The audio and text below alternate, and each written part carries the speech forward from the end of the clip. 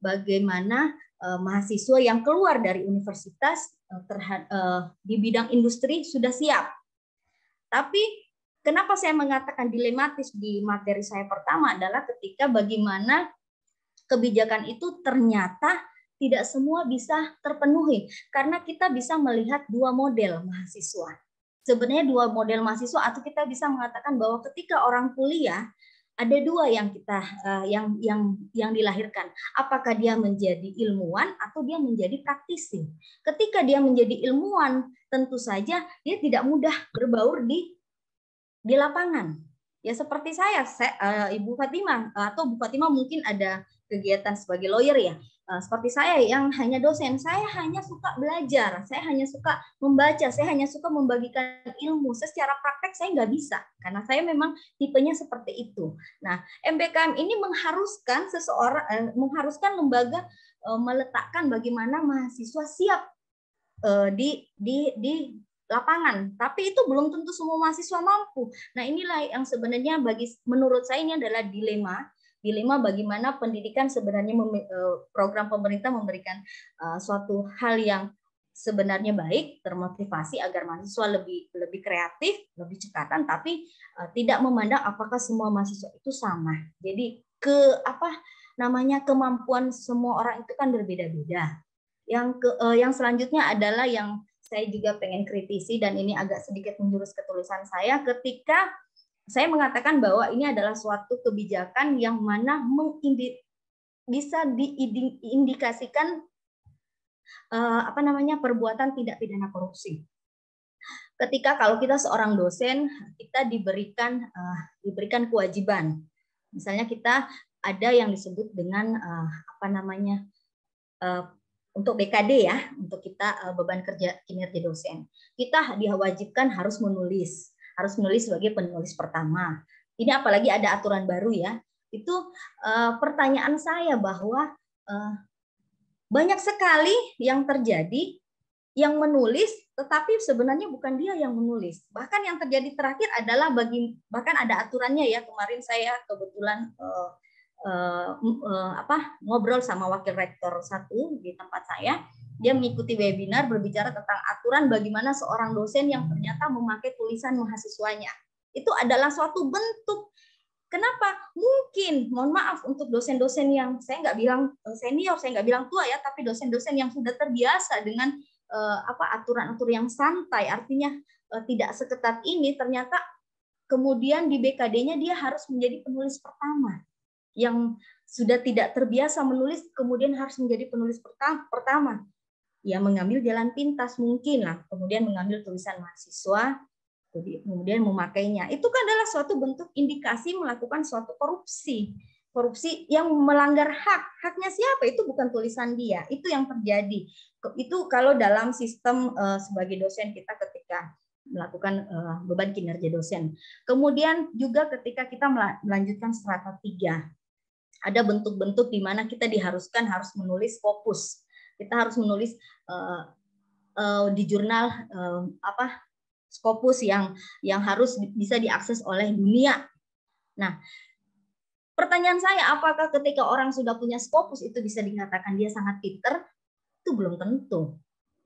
Kalau saya mengatakan itu adalah termasuk indikasi ke pelanggaran hak asasi manusia dan juga bisa ke arah korupsi. Ketika kita bagaimana melakukan, kita bisa berusaha untuk memasukkan tulisan kita di dalam skala internasional, dalam skala Scopus, kemudian ternyata tulisan kita mudah diakses, mudah diambil, dan tanpa itu akan mengarah kepada hak asasi manusia. Atau bagaimana kita bisa mengusahakan tulisan kita ada, kemudian kita memakai cara-cara yang bagaimana bisa melegalkan sehingga kita bisa memenuhi syarat itu adalah suatu pertanyaan besar. Makanya di dalam judul saya mengatakan dilema di mana pendidikan itu takutnya esensi pendidikan itu tidak akan terpenuhi ketika kebijakan-kebijakan yang sangat mengarah kepada hal-hal yang seharusnya tidak bisa terjadi ternyata bisa terjadi ketika aturan itu sendiri kita belum siap untuk menerima aturan tersebut.